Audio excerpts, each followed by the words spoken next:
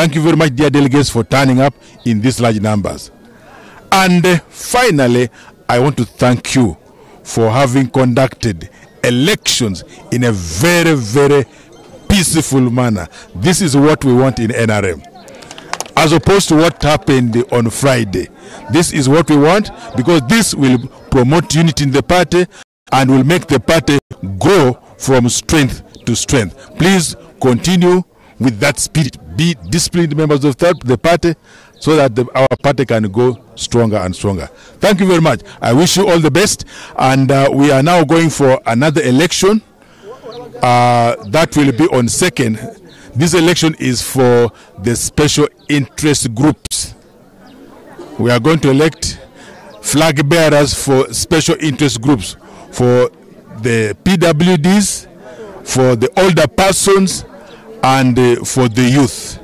I think you will get the details from our elections officials in the district.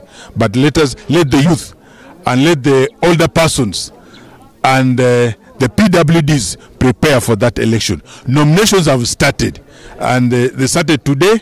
They will go on up to Sunday. Then Monday, we go for the election. And please maintain the same spirit of discipline and ensure that we vote very peacefully. Thank you very much.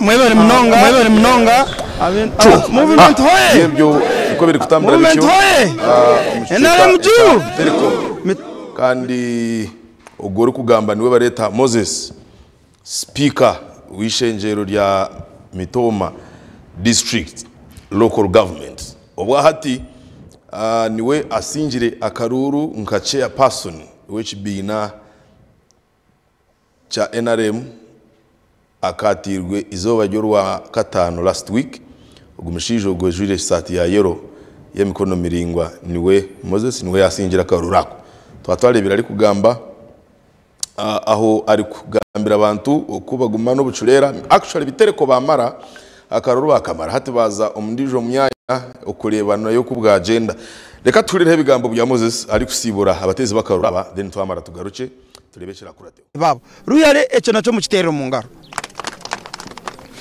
mbwenu akaruru kitu ngo kagenda je ndenda kuri sayo abasinga hapo station eje yaruhinda nose omwami Chfene omwami Adriani omwami Bwisho hamwe na Pole abutwarabiyo turabendeze birungi byonka kandi nanye nkaciya person wa movement wa district ndi ready kukoregana nabo kurungi rero twombeka NRM nko kunabe nabaraganise buliya ndaza kuba nabetira urukiko ogwito gwa NRM ha district tubete na nabebembeze bitu turaza kuba twine deputy speaker witu wa parliament ndaza kumandikira bara mu manyiso mbutongole kumwandonzire na nakachiko ka movement hatukutururede kutandika kukora ndaza kweta na minister witu General Tafire nyete na MP witu Juliet na MP Kahonda bod na mbete tushtamane zemwe tuganire ahanshonga za movement urukiko rwo kubanza turaza kurugiraho hata kawire myezi 2 ndaza kuba nabesere Mitoma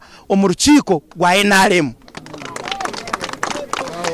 rero kuturaheze ndabasaba abarenda kwesimba bururo baratandika biro 2 nimwe muzemu mwejumbe ndaza kuba ndabayiko mwena kandi ubarakwase bendera ndaza kwiza mporereraye mu supporting ndebeke ngo akaruru yagira hata yakasinga orakwate bendera wena aiza ndonde ndaza kumusupportinga kananye omufisi ndandimo immediately kurugerizoba akachiko ka movement katandika kukora twatandikira kukora from today so tura ohine kizibu cyone kira kwata NRM Mitoma nakibyona mutunge namba yanjye yesi mudaza kugibahereza kwenda nguzone nshonga zanyu za NRM zibekane rero support ya president target inati agent nyona aba chairman wa movement president kunuya ni 95%. Museveni hoye Museveni hoye NRM hoye NRM juu target yitu nka Mitoma ni 95% NRM ebinde bibina no byokora ki icyo tujya abantu ba movement kandi ndirede kwika house to house one on one kugira ngo twaronda akaruru ka movement twasingira kimwe higuru mwenu nebyo bingi mwebare munonga ndenda kusima na tayari television mu gitero mu ngaro aba tayari west kandi mukume mukwate tayari abo kuba byona hate byona bajyango biri live abantu bari kutureba omakagi tayari FM na tayari TV mugume mugikwate tugihagire abo kuba iraturundarundana kandi na nabantu bahurire enjiri yitu ya movement so mbenu na ndashabangwa kazindaro kagarure registra a declaring abantu abarabamu rero kuturaheze tushitame hariya gire nko kunabagirira rero tugaruke mwe bari muno